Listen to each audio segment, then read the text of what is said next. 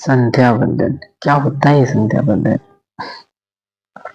संध्या अर्थात जब दिन और रात का मिलन होता है, अच्छाई और बुराई का मिलन होता है, गुड और बैड का मिलन होता है, अंधकार और प्रकाश का मिलन होता है, उसे कहते हैं संध्या। बंधन अर्थात बांधना, इन दोनों को बांधना संध्या बंधन कहलाता है। अच्छाई बुराई जब मिलती है और उस टाइम जब भी होता है तब उसे कहते हैं संध्या। इसे ही बांधना कहते हैं, बंधन। इसे कैसे करना? अब ये संध्या होती कब है? ये संध्या दिन में 2 बार होती है। पहले तो होती है सुबह, जब पूरा सुबह शाम को होते हुए अभी अंधकार है जैसे, तो अंधकार पूरे टाइम रहता है। अंधकार होते होते जाते हुए जाएगा। जब सूर्योदय होगा 5 साढ़े 5 बजे, सूर्य का टाइमिंग अलग अलग चेंज होता रहता है और उसी अकॉर्डिंग संध्या भी चेंज होती रहती है, यानी संध्या का टाइम भी चेंज होता रहता है। तो जैसे अभी सूर्य उदय होगा 6 साढ़े 6 बजे के आसपास, सर्दियों का टाइम चल रहा है तो सूर्य ऐसे होता है। तो पूरे दिन रात में अंधकार रहा, तो यानी बुराई ज्यादा रहा, और जब सूर्य का प्रकाश आएगा तब आएगी अच्छाई। तो बुराई का जब अच्छाई से मिलन होगा तो इस टाइम बुराई ज्यादा रहेगी। सूर्य का प्रकाश आएगा तो सूर्य का प्रकाश अंधकार को चीरते हुए आएगा। उस टाइम जब इसका मिलन होगा अंधकार और प्रकाश का, यानी अच्छाई और बुराई का, जब इन दोनों का मिलन होता है तो उसे कहते हैं संध्या। तो जब सूर्य उदय होता है तो बुराई ज्यादा रहती है और अच्छाई एंटर करती है। तो बुराई अपने पीक पे थी और अच्छाई का एंटर हुआ, तो एक टाइम हुआ संध्या बंधन उस टाइम। और एक टाइम संध्या बंधन और होगा जब सूर्य उदय हो जाएगा, उसके बाद सूर्य पूरा चलता चलता अपने पूरे 12 घंटे का चक्र पूरा करेगा। 12 घंटे का पूरा चक्र पूरा करने के बाद जब सूर्य आएगा तो सब कुछ टाइम, जब सूर्य अस्त हो रहा होगा उस टाइम अंधकार का नाम निशान नहीं होता, यानी हर जगह प्रकाश ही प्रकाश होता है। तो उस टाइम जब रहेगी तो अच्छाई बिल्कुल अपने पीक पर रहती है। फिर उसके बाद जब सूर्य अस्त होने लगता है तब अंधकार का एंटर होता है, अंधकार अपने पैर पसारता है, तब अच्छाई का बुराई के साथ मिलन होता है। क्योंकि सूर्य अस्त होगा तो अंधेरा आएगा, तब अच्छाई का बुराई के साथ मिलन होगा, तब अच्छाई ज्यादा होती है, यानी गुड अपने हाई लेवल पर होता है और बैड का एंटर होता है। उस टाइम जो संध्या बंधन होती है वो होती है दूसरी संध्या बंधन। तो ये हुआ दूसरा टाइम संध्या का। तो संध्या होती है 2 बार, एक बार सुबह और एक बार शाम को। जब सुबह होती है तब तब अंधकार का प्रकाश ज्यादा रहता है, अंधकार ज्यादा रहता है यानी बैड अपने एक्सट्रीम यानी पीक लेवल पर होता है।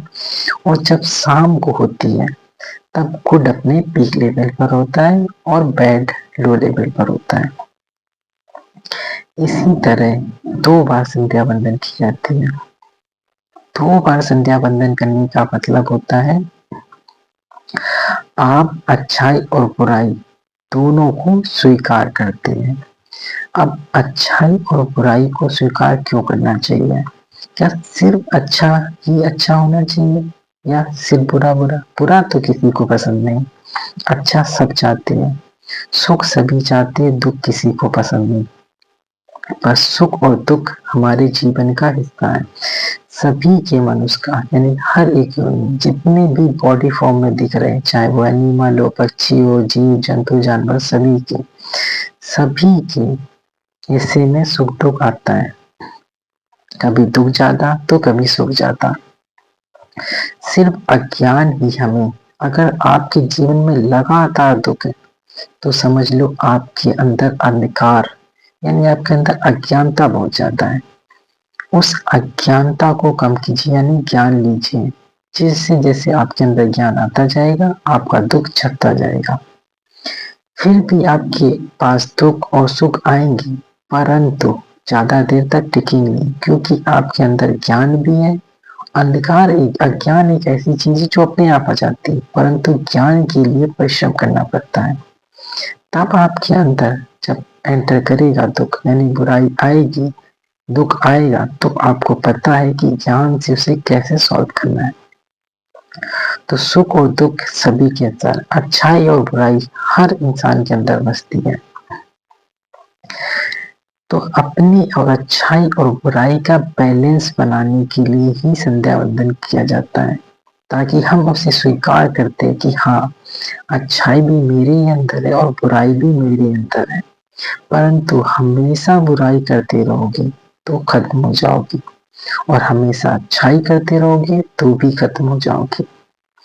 तो कब अच्छाई करनी है, कब बुराई करनी है, इसका डिसाइड आपको करना होगा। ये पर्सन टू पर्सन वेरी करता है, इसकी definition person to person change भी होती है।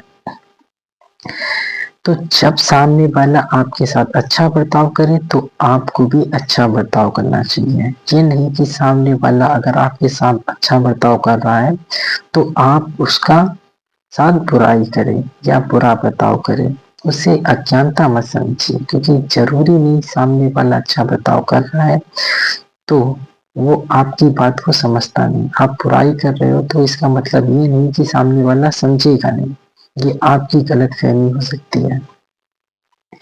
तो अच्छाई अगर आपके साथ करे तो उसके साथ अच्छा जरूर कीजिए, लेकिन अगर वो बुराई करे तो उसके साथ बुरा बर्ताव जरूर कीजिए, क्योंकि पनिश देना बहुत जरूरी है।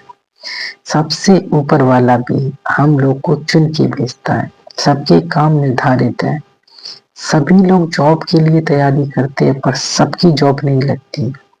एक क्लास में आप अगर पढ़ते होंगे तो आप भी सब लोग पढ़ के आएंगे। एक क्लास में 30 40 50 बच्चा होता है, लेकिन उसमें से फर्स्ट सिर्फ एक ही आता है। तो इसका मतलब यह नहीं कि सब पढ़ते नहीं, इसका मतलब यह नहीं सेकंड आने वाले ने मेहनत नहीं की, इसका मतलब ये नहीं कि टॉप 10 आने वाले ने मेहनत नहीं की। सबकी बुद्धि लेवल अलग है, सबकी इंटेलिजेंस लेवल अलग है, सबका कर्म फिक्स है। अगर सभी जॉब लग जाएगी या सभी अच्छा रुपए कमाने लगेंगे तो सब्जी बेचने वाला कौन होगा, काम करने वाला कौन होगा, घर बनाने वाला कौन होगा। अलग अलग चीजों के लिए अलग अलग चीज डिसाइड की गई है। भगवान ने सबका अलग अलग डिसाइड किया है, मानो या ना मानो, लेकिन जब अंत में आएगा कोशिश सब करते हैं। बुद्धिमान बहुत है, आईएएस निकालने वाला बहुत बार चपरासी की जॉब भी नहीं निकाल पाता, और चपरासी की जॉब निकालने वाला एक बार में ही आईएएस निकाल देता है। जब उस ऊपर वाले का हाथ होता है तो सब कुछ संभव है। कहते हैं ना, जब अल्लाह मेहमान तो गधा भी गलमान। तो उसे समझिए, अगर उस ऊपर वाले की मर्जी नहीं तो तुम कुछ नहीं कर सकते। उसने सब कुछ सेट करके भेजा है। अपना काम करिए, किस मकसद के लिए आए उसे पूरा कीजिए, उसके साथ साथ उस ऊपर वाले को भी याद रखिए, क्योंकि ये शरीर सिर्फ अंत नहीं, इसके बाद भी बहुत से जीवन है।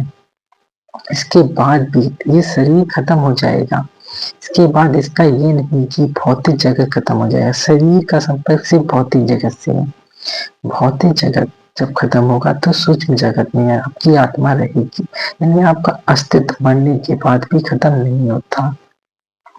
तो अच्छाई बुराई सबके अंदर है। अपनी अच्छाई और बुराई का बैलेंस बना के रखिए। हर चीज का बैलेंस बनाना बहुत जरूरी है। झूठ और सच का भी बैलेंस बनाइए। ये नहीं कि आप सिर्फ और सिर्फ झूठ बोले जा रहे हैं। सिर्फ और सिर्फ झूठ बोलते रहेंगे तो आप अपनों के साथ भी झूठ बोलेंगे।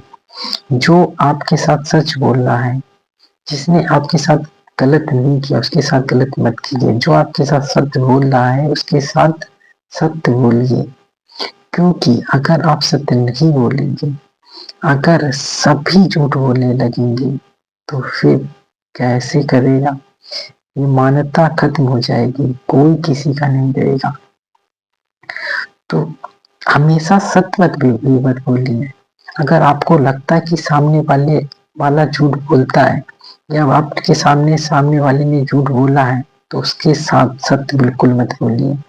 उसके साथ भी झूठ ही बोलिए। अगर सामने वाले ने सत्य बोला है, सही बोला है, सच बोला है, तो उसको भी आप सच ही बोलिए।